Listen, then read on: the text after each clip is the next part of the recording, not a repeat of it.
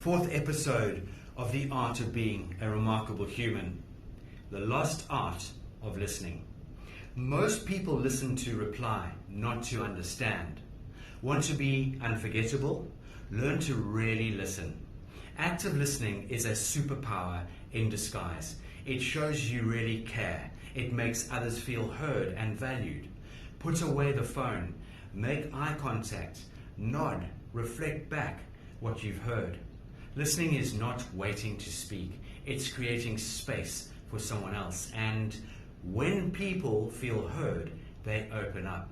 They trust you. They remember you. Practice today. Ask someone how their day was and just listen. No fixing. No interrupting. Just presence. Want stronger connections? It starts with your ears. Share this with someone who talks too much and you know who they are.